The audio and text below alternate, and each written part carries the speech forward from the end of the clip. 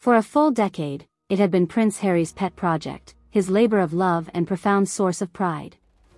The Invictus Games, an international sporting event for injured veterans that he had conceived from its humble beginnings in 2014, had blossomed into a globally renowned and deeply impactful display of resilience and camaraderie. What began as just a small motivational event to aid in the recovery of sick and wounded soldiers had transmuted into a stirring worldwide phenomenon. One that didn't just rehab participants' physical abilities, but provided a renewed platform of community and purpose to heal their emotional and mental challenges as well.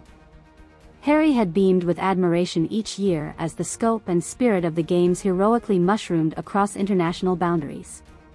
Tragically, the landmark 10th anniversary of Harry's passion project would take place in 2024 amid circumstances he once could have never envisioned. In the aftermath of the sordid revelations about his true paternity and the unceremonious stripping of his royal titles, Harry's presence at the celebratory Invictus homecoming in London was under a cloud of unpredictability. How would the British public respond to the disgraced former prince whose searing truth-telling had effectively dissolved his centuries-old birthright? Would he be treated as a remorseful prodigal son returning from exile with his noble rehabilitation effort? Or jeered as a turncoat charlatan who betrayed the crown's integrity through his shameless recent capitalization? From the encouraging counsel of his wife Meghan and their fledgling company's public relations advisors, Harry had initially been determined to show his face alongside the wounded warrior athletes he had fought so hard to elevate. He wanted to participate proudly in the milestone anniversary, consequences be damned. The Invictus Games were about something much greater than any personal trials or salacious media frenzies. But as the big reunion in London drew nearer, the prospect of Harry making a triumphant return to his homeland grew more daunting and contentious.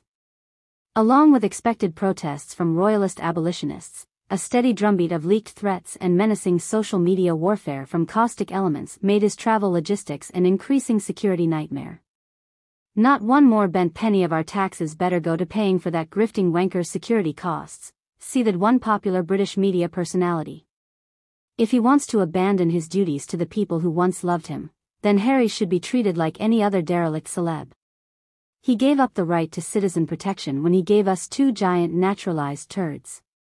Such was the increasing vitriol that the prince's still ardent base of worldwide fans urged him to avoid needlessly inflaming tensions by showing his face anywhere near the Invictus festivities on British soil. Harry had already suffered immense emotional trauma over his ancestral abandonment, they argued. He didn't deserve the additional anguish of being mercilessly booed and scorned by his own countrymen. Reluctantly, Harry began seriously contemplating skipping the 10th anniversary celebration in London altogether, potentially even recording a virtual message to be played for the athletes and broadcast audiences. The recalibrated concession made him utterly despondent. In a profound way, Invictus no longer belonged just to him. It was meant for the inspirational wounded warriors who made the Games their sustaining yearly pilgrimage. To let his mere presence potentially overshadow their deserved halos felt like a dereliction of Harry's founding purpose. Through quiet back channels, his team explored the feasibility of him making a super top-secret surprise appearance in person, smuggled in without any advance fanfare or announcement. But British government officials soon leaked that even those supposedly covert plans would require an enormous multi-million-pound security outlay, complete with snipers, surveillance drones and temporary urban no-go zones.